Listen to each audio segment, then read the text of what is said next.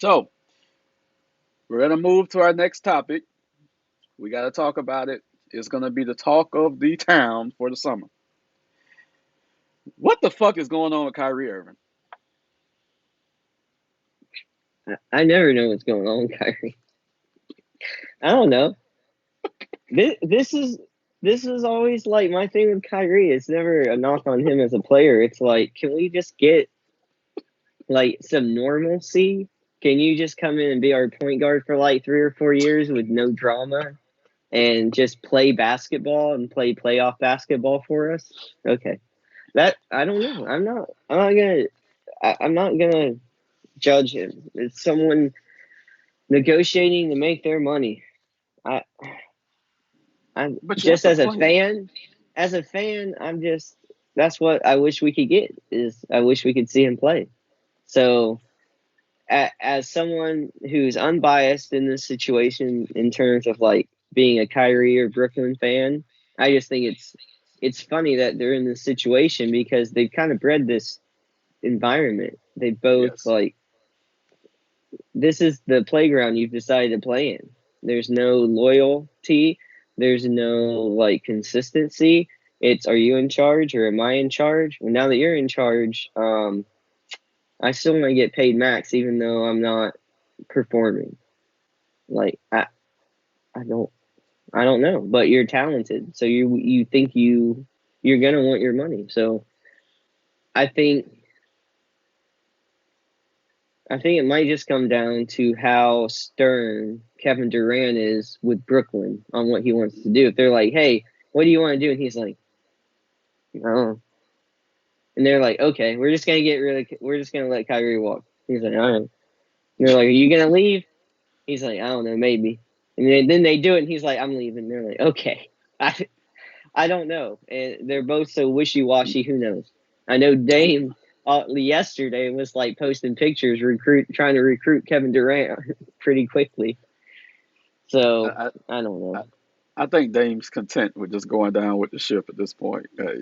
He's going to be there and he's going to go down with that ship. Well, Um, I think Kyrie ends up leaving, and I think a domino effect probably happens if Brooklyn can't bring in or guarantee Durant something like almost immediate, and then they're just going to have Ben Simmons. here's the list right now. And ironically, I saw yesterday where Ben Simmons says he feels like he can be the cornerstone of a team. So it's just like, great, okay, whatever.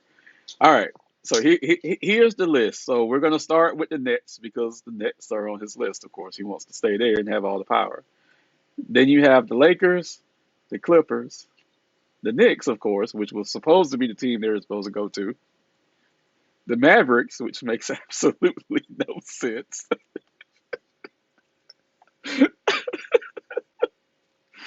and then, of course, the Miami Heat. Okay.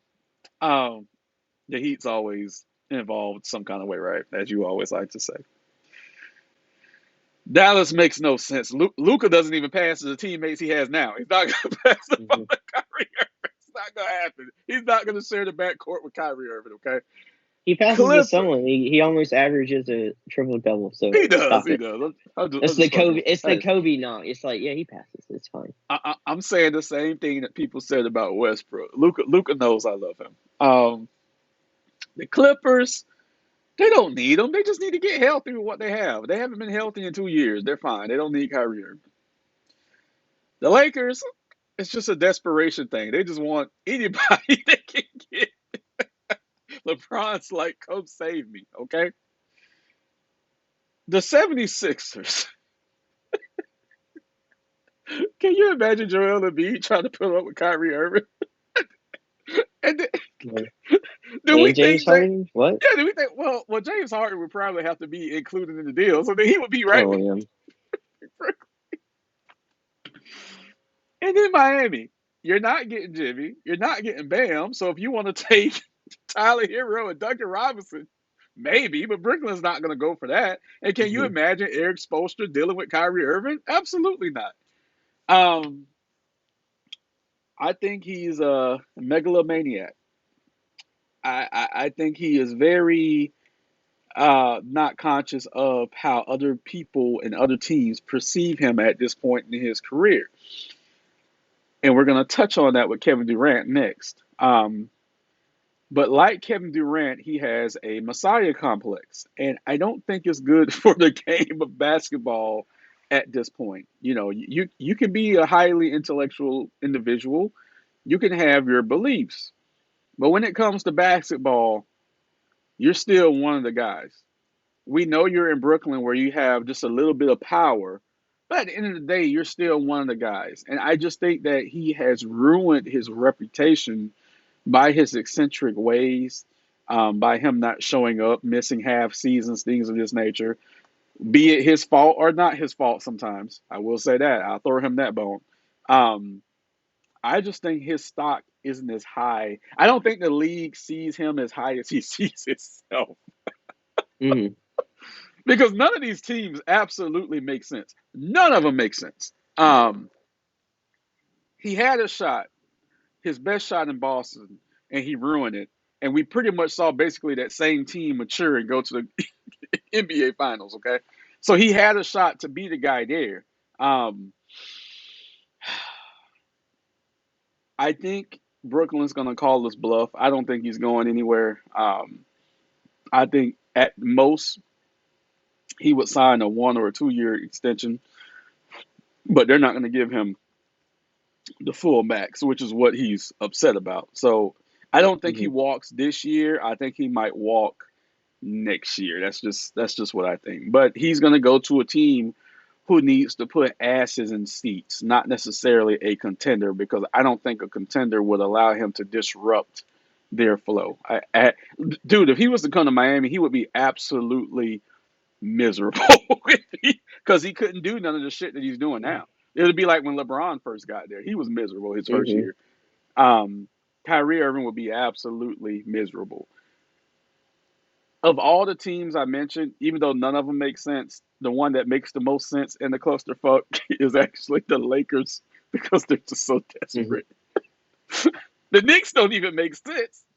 The Lakers make more sense than the Knicks. But I don't know. Which team do you think he best fits with? Well, I guess if you have to do like a trade or move a piece for a piece, Hmm. it's probably LA. I mean Lakers. Sorry, not Clippers. Right, not the Clippers. Yeah, I don't think like Kawhi and Paul. I don't know. That's a weird situation to begin with. I think LeBron's asking for help or looking for it, and they have a piece that they can trade for. And I think Kyrie is already used to the big markets, of course, and then he already knows what it's like to play with LeBron. So maybe he's just like, whatever. I don't know. I don't know if there's a good fit because, like you said, it's like he sees himself one way, which you have to, and then the league there. You can only do these things so many times before the league catches up with like that's just who you. This is what we're gonna get from you. So your value drops. hmm Um, I hope he lands in Miami for the sake of disarray and hilarious, like just seeing a funny situation because him and Jimmy Butler just I puts a smile on my face. Who knows? They could like get along great. But I would like to see the opportunity for it to be a don't do that. disaster. Don't do that. And the Knicks would also be funny because that's just like a spit in the face of Brooklyn. And then pretty sure they would get rid of Thibodeau or something. I don't know. They would have I to. I don't think there's a lot of good situations for him throughout the league. The Sixers, yeah. I don't know, man. It's funny. He's just like how many teams is this going to happen with? Right, We right. I mean, who knows? Who knows? He's talented, so someone's going to pay him something somewhere. Well, that's where the clusterfuck of the Knicks come in at because they're They're silly enough to do it. they've kind of rebuilt the team on the fly.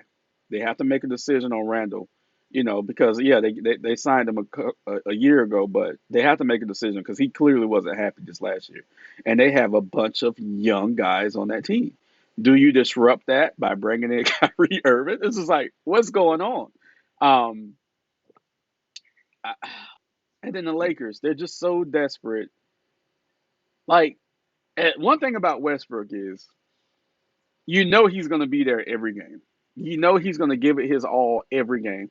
Will you get 5 or 6 turnovers? Yes, this is well documented, but that's kind of like Shaq and his free throw shooting. He's going to get you 50 to 60%, and that's it. So you take the good with the bad. So do you go with 82 games of Westbrook, or do you go with like 30 games of Kyrie? If you're LeBron, you have to ask you, because you're already dealing with maybe 40 games of Anthony Davis. So you have to Yeah, ask, let's just be real. We're going to keep it real here. You never know how much Anthony Davis is going to play. You never know how much Kyrie Irving is going to play. Is LeBron James going to deal with that? I don't think he is. he's getting older, so even he's coming out of games more. Right.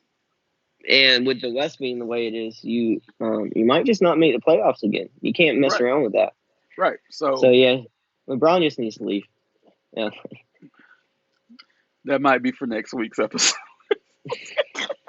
gonna have to save something to talk about. There's rumblings. That might be for next week's episode.